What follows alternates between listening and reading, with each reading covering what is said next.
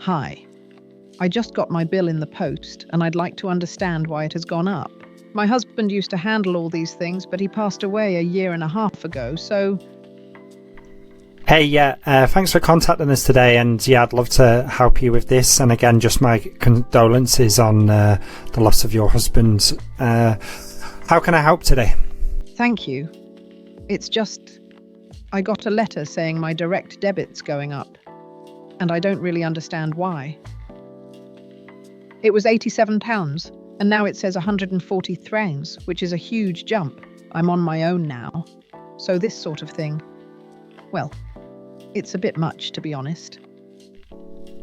Okay, I'd like to work with you today just so you can have full clarity around how your bill has changed and what's led to that.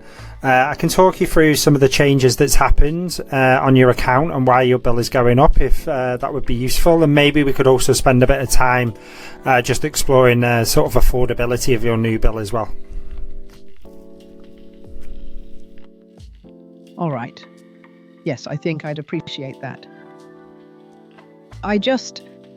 Sorry, I'm not great with all the numbers, so if you could just explain it in plain English, that would help.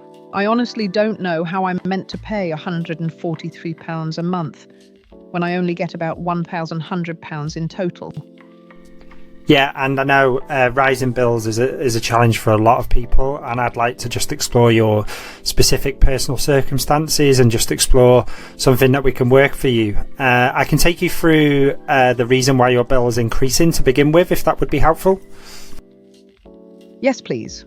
Just tell me straight, if you can.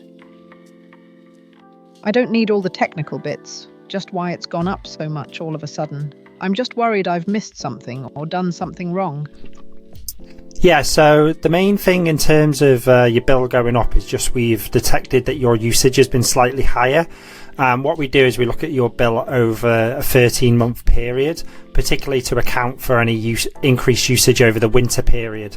So looking at your bills, the usage has been slightly higher recently, and with the additional costs, we just factor in over the winter period. That's why your bill has recently gone up. Right, okay. So you're saying it's because I've used more? But I've been trying to use less. I barely had the heating on this winter, honestly. I just keep thinking, if I'm already cold and it's still not enough, what am I meant to cut back on now? Yeah, and one thing we can do is maybe give you some recommendations around your usage and maybe chat through some of the things you're using on a day-to-day basis to sort of identify if there's something in particular that's taken up the usage most recently. I mean, I suppose we can, but I really don't think I'm using much. I only put the heating on if it's freezing, and I wear 2 jumpers most days. It just doesn't add up in my head. 143 feels impossible. How about another option is we could just talk about what options we have around some support we can give you in terms of your affordability for your bills going forward. We do have some options that can help you explore this and give you some additional support. How would that sound? All right. Yes. I think I'd need to know what kind of support that actually means. I just can't see how I'd manage £143 a month. Not unless I stop eating properly or something. Can you just explain what you actually do to help? Hey, so that was me practicing a conversation with a vulnerable customer where their energy bills have recently gone up and they've got some challenges around the affordability. One of the key things I was practicing there is my ability to work particularly with vulnerable customers.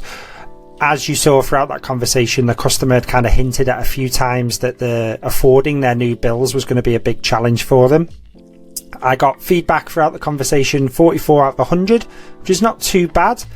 I'm getting specific feedback around how I could have responded more directly to the vulnerability, such as the thing they mentioned a few times around the loss of their husbands, confusion around the bills, I don't know how I'd manage. I think they also said at one point around this feels impossible. So I'm getting feedback around the things that I could do better. Across each of the skills we were practicing them at beginner level, so clearly things I can do to improve. For each of these skills, I'm getting specific feedback around what I did well. such as at the start just giving condolences for the loss of their husband, but I'm also getting specific things around what I can do to respond better to the customer. So yeah, specific feedback enabling me to improve, practice and identify how I might support customers like this when the real conversation happens.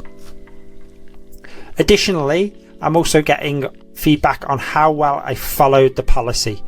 Linked to this scenario is a vulnerable customer policy, and as you can see, I'm getting feedback where I've met the policy, but also some things where actually I didn't follow the policy and there's some gaps in my approach. So that gives me this kind of great combination of, I guess, compassion and compliance. I'm getting feedback on my human skills and how I'm responding and working with the person in front of me, but I'm also getting feedback on how well I've followed the conversation in a compliant way, obviously aligned with business policies and procedures. So that's Real Talk Studio, allowing you to practice these highly important conversations with vulnerable customers, ensuring that you're not practicing on your customers, but your employees and team are prepared and ready for when those moments happen.